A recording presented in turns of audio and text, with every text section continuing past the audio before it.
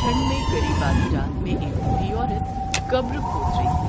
उसके हाथ में एक चांदी का चम्मच था। 2 मिनट के अंदर मैं ये दुनिया छोड़कर जाने वाली हूँ। इससे पहले मैं खुद ही कब्र में लेट जाती हूँ। लोग हमेशा ये कहते रहते हैं कि इंसान कुछ भी अपने साथ नहीं ले जा सकता, लेकिन मैं ये चांदी का जादुई चम्मच अपने साथ ले जा रही हूँ।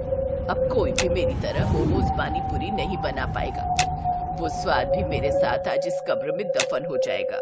इतना बोलकर वो बूढ़ी औरत कब्र में चांदी का चम्मच लेकर लेट गई और ऊपर से मिट्टी डाल दी। कब्र में लेटते ही आसमान में झमाझम बारिश और बर्फबारी शुरू हो गई। ऐसा लगा जैसे औरत के शरीर से आत्मा निकल गई। अलविदा दुनिया वालों। सुबह सुबह रामपुर गांव में ठंड की वजह से कोहरा छाया हुआ था। उस गांव में एक बहुत ही सुंदर बाजार लगा करता था। उसी बाजार में नंदिता नाम की एक बहुत ही गरीब लड़की फटे पुराने कपड़े पहनकर रो रही थी। मोमोज पानी पूरी वाली अम्मा कहाँ चली गई? अम्मा कहाँ चली गई तुम? तभी वहाँ से एक आदमी गुजरते हुए बोला, अरे मोमोज पानी पूरी वाली अम्मा अब शायद इस दुनिया में नहीं रही। हम सब भी सुबह से उनकी राह देख रहे थे। इतना कहकर वो आदमी वहाँ से चला गया। इधर नंदिता का रो रो कर बुरा हाल होने लगा। अम्मा तुम हमको छोड़कर कहाँ चली गई? इस पूरी दुनिया में तुम ही तो हमारा सहारा थी। रोज हमको अपने स्वादिष्ट मोमोज पानी पूरी खिलाती थी और पैसे भी नहीं लेती थी। अब तो हम भूखे मर जाएंगे ना। उसे रोते हुए बाजार में सभी देखने लगे। तभी एक औरत नंदिता के पास में आई और उसे गुस्से में ताने देने लगी। क्यों फालतू में आंसू बहा रही हो? तुझे मुफ्त में पानी पूरी नहीं खाने को मिलेंगे ना, बस इसीलिए तू रो रही है। अरे उन बूढ़ी अम्मा से कुछ सीखो। बेचारी बुजुर्ग होते हुए भी काम करती थी और तुम भरी जवानी में भीख मांगती हो। इतना कहकर वो औरत वहाँ से चली गई। नंदिता को भूख लगी थी, इसलिए वो बाजार में हर दुकान पर जाकर भीख मांगने लगी, लेकिन हर कोई उसे भगा देता था। जब वो नहीं मानी तब वहाँ मौजूद सभी लोग उसके ऊपर टमाटर फेंक फेंक कर मारने लगे। अरे मारो इसको, मारो। कट्टी कट्टी होकर भीख मांगती है, भिखारन कहीं की। हमको आप लोग ना मारो, हम अनाथ है इसीलिए भीख मांगते हैं। हमको कोई काम पर नहीं रखता तो क्या करे? नंदिता की बात किसी ने नहीं मानी, इसीलिए वो रोती हुई सिग्नल पर आ गई और सड़क के किनारे एक फटा कंबल ओढ़कर बैठ गई। वहाँ पर वो आते जाते लोगों से भीख मांग रही थी, पर वहाँ पर भी उसे कोई भीख देने को तैयार नहीं था। इसीलिए वो सीधा पास के एक मंदिर चली गई और भगवान के सामने प्रार्थना करने लगी। भगवान, तुमने तो पहले हमारे माँ बाप हमसे छीन लिए। एक अम्मा ही हमारा सहारा थी, वो भी हमें छोड़कर चली गई। अरे इससे अच्छा तो हमको भी अपने पास ही बुला लेती। कम से कम इस बेरहम दुनिया से तो छुटकारा मिल जाता। तभी पीछे से पंडित जी आ गए। नंदिता सिसक कर पीछे पलटी। पंडित जी, आप हमसे दूर हो जाइए। हम एक भिखारी हैं, लोग हमको अछूत मानते हैं। अगर तुम अछूत होती तो भगवान तुमको इस धरती पर भेजता ही नहीं। जब तुम भगवान को स्वीकार हो तो हम इंसान भला कौन होते हैं, किसी को अस्वीकार करने वाले। हमको तुम्हारी समस्या पता है। तुम भीख मांगना छोड़कर कोई काम शुरू कर दो, फिर देखो भगवान तुम्हारी मदद खुद करने आएंगे, क्योंकि ये जनता किसी भिखारी को स्वीकार नहीं करती। इतना बोलकर पंडित जी पूजा पाठ करने लगे। नंदिता वहीं मंदिर के बाहर बैठकर फिर से भीख मांगने लगी। तभी उसके पास एक नौजवान लड़का आदित्य आया। नंदिता उससे भी भीख मांगने लगी। भैया, 1 हफ्ते से कुछ नहीं खाया है। नंदिता के मुंह से भैया सुनकर आदित्य का दिल पिघल गया। वो भी वहीं नंदिता के सामने जमीन पर ही बैठ गया। आदित्य नंदिता को एक अच्छे रेस्टोरेंट में ले गया और उसे खाना खिलाने लगा। तभी रेस्टोरेंट के वेटर ने कहा, भाई साहब, इन भिखारियों को खाना खिलाने की कोई जरूरत नहीं है, इससे इनकी आदत खराब हो जाएगी। वेटर के इतना बोलते ही आदित्य को इतना गुस्सा आया कि उसने खाने की प्लेट उठाकर वेटर के मुंह पर मार दी। उसके बाद उसने बिल पे किया और दूसरे रेस्टोरेंट में जाकर खाना खाने लगा। नंदिता इन सब से हैरान हो गई। भैया, इतना गुस्सा करना अच्छी बात नहीं होती। बहन, मैं इस दुनिया से परेशान हो गया हूँ। कोई भीख मांगता है तो लोग उसकी बेइज्जती करने लगते हैं। अगर कोई पैसे वाला बन जाता है तो बोलते हैं कि 2 नंबर का पैसा कमाया होगा इसने। कभी खुद के गिरबान में झांक कर नहीं देखते कि वो अपनी जिंदगी में क्या कर रहे हैं। वैसे बहन, तुम परेशान मत हो, तुम खाना खाओ। आदित्य की बातों ने नंदिता के दिमाग पर बहुत गहरा असर डाला। खाना खाने के बाद आदित्य ने उसे 10,000 रुपए दिए और अगले दिन फिर से मिलने का वादा करके वहां से चला गया। अब नंदिता सिग्नल के पास आकर बार बार आदित्य की बातें सोचने लगी। उन पैसों से नंदिता ने अगले ही दिन उसी जगह पानीपुरी का ठेला लगा लिया जहां पर वो बूढ़ी अम्मा अपना पानीपुरी का ठेला लगाया करती थी। वहां पहुंचकर नंदिता ने देखा कि बहुत सारे लोग पहले से ही पानी पूरी का ठेला लगाए हुए थे। जब तक अम्मा जी जिंदा थी यहाँ आसपास कोई पानी पूरी का ठेला नहीं लगाता था। उनके जाने के बाद देखो, उन सभी पानी पूरी के ठेलों पर जनता पानी पूरी खाने आ रही थी, पर नंदिता के पास कोई ग्राहक नहीं आ रहा था। लेकिन शाम तक 2 ग्राहक आए। अरे बिटिया, तुमको तो हमने कई बार भीख मांगते देखा है, ये काम तुमने अच्छा किया। लाओ, हमको भी पानी पूरी खिलाओ जरा। जी काका, बिल्कुल, आप हमारे पहले ग्राहक हैं। नंदिता काका को पानी पूरी खिलाने लगी। जब वो लोग पानी पूरी खाकर चले गए, तभी वहाँ पर सामने वाला पानी पूरी वाला नंदिता की दुकान पर आ गया। ओ भिखारन हो, तू यहाँ से अपना ठेला हटा ले, वरना अच्छा नहीं होगा। जब हम आपको नहीं रोक रहे हैं तो आप कौन होते हैं हमें रोकने वाले? ये जमीन आपके पिताजी की है क्या? तो कौड़ी की भिखारन है। ओ भाइयों, इस भिखारन का ठेला पलट दो। उन सब लोगों ने मिलकर नंदिता का ठेला पलट दिया, उसका सारा सामान सड़क पर फैला दिया। नंदिता बेचारी वहीं बैठकर रोने लगी। हे भगवान, अब मुझे इस बेरहम दुनिया में नहीं रहना। कुछ ऐसा करना कि आज रात जब मैं सोऊं तो सुबह उठूं ही नहीं। नंदिता अपने ठेले के पास ही बैठी रही और धीरे धीरे रात को उसने किसी तरह अपना ठेला खड़ा किया और उसी के ऊपर सो गई। पर जब वो सुबह सोकर उठी, तब उसके ठेले पर पानीपुरी का सारा सामान रखा था और उसके अलावा ढेर सारे मोमोज भी रखे थे। ये देखकर नंदिता हैरान हो गई। ये सब क्या है? मोमोज, पानीपुरी? इनकी महक तो ठीक वैसी है जैसी मोमोज पानीपुरी अम्मा जी बनाती थी। वो स्वाद हम कैसे भूल सकते हैं? अम्मा जी के जाने के बाद सारा गांव अम्मा जी की मोमोज पानीपुरी के स्वाद के लिए तरस गया है। उस स्वाद की महक सारा गांव पहचानता था। कुछ ही मिनट में सारा गांव नंदिता के ठेले के पास खिंचा चला आया। उसकी दुकान पर लाइन लग गई। दीदी, आपने तो अम्मा जी की याद दिला दी। उनके जैसी स्वादिष्ट मोमोज पानीपुरी आज तक कोई बना नहीं पाया। आपने ये कैसे किया? ये तो हमको भी समझ में नहीं आ रही है। आप लोग पानी पूरी खाइए, अम्मा जी का प्रसाद है ये। उसने पानीपुरी खिलाना शुरू किया।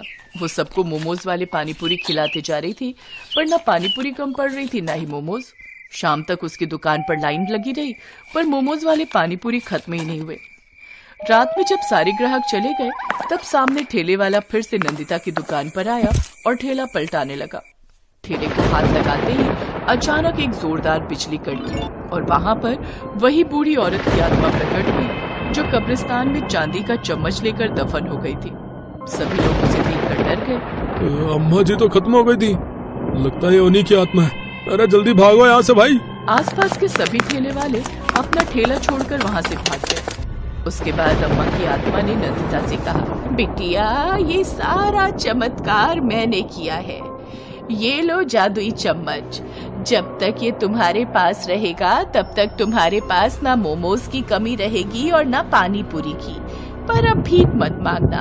और हाँ, जिस आदित्य ने तुम्हें बहन मानकर पैसे दिए थे, वो कोई और नहीं, मेरा पोता ही है। वो तुम्हें कई दिनों से उसी मंदिर के पास ढूंढ रहा है, पर तुम उसे कहीं नहीं मिली। कल सुबह जाकर उससे मिल लेना और साथ में मिलकर रहना। वो भी अनाथ हो चुका है। चांदी का जादुई चम्मच देकर अम्मा की आत्मा गायब हो गई। नंदिता बहुत खुश हुई। अगली सुबह वो मंदिर के पास जाकर आदित्य से मिली। आदित्य को उसने सारी बात बताई। तुम्हारी तरक्की देखकर मैं बहुत खुश हूँ बहन। तुम मोमोज वाले पानी पूरी बेचो, लेकिन तुम रहोगी मेरे साथ, मेरे घर में। अब नंदिता अपने मुंह बोले भाई आदित्य के साथ उसके घर में रहने लगी। कुछ ही दिनों में उसने अपना खुद का बहुत अच्छा घर बना लिया। उस मार्केट में अब कोई दूसरा पानीपुरी वाला नहीं लगाता था। नंदिता खुशी खुशी अपनी जिंदगी बिताने लगी।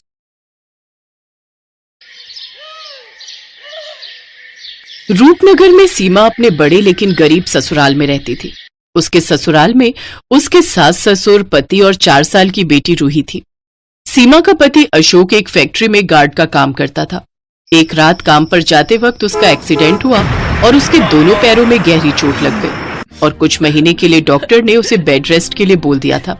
अशोक की ऐसी हालत देख फैक्ट्री के मालिक ने उसको बिना तनख्वाह दिए छुट्टी पर भेज दिया।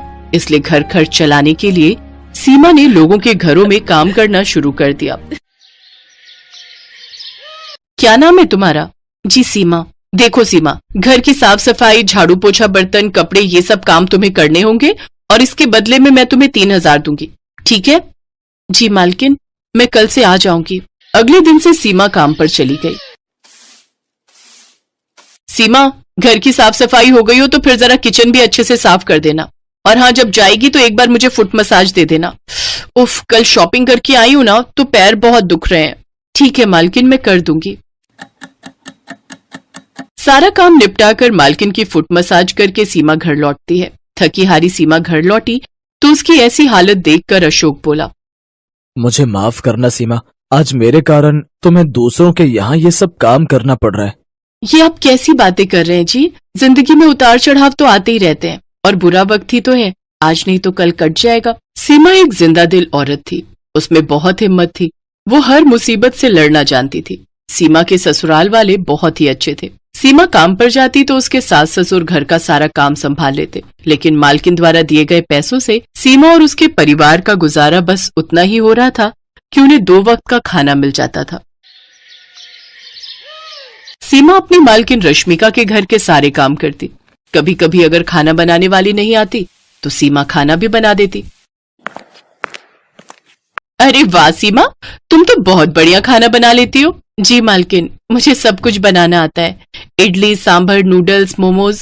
अरे वाह, फिर तो तुम बड़ी ही टैलेंटेड हो। ऐसे ही समय बीता। एक रोज रश्मिका के बर्थडे पर उसकी कुछ फ्रेंड्स उसके घर आने वाली थी।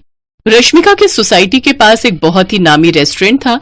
रश्मिका ने अपने बर्थडे पर अपने सभी फ्रेंड्स को वो मोमोज खिलाने का प्रॉमिस किया था, लेकिन अपने बर्थडे वाले दिन जब रश्मिका ने उस रेस्टोरेंट में फोन किया तो वो बंद था। ओह नो, इसको भी आज ही बंद होना था। अब मैं क्या करूं? तभी उसकी नजर काम कर रही सीमा पर जाती है।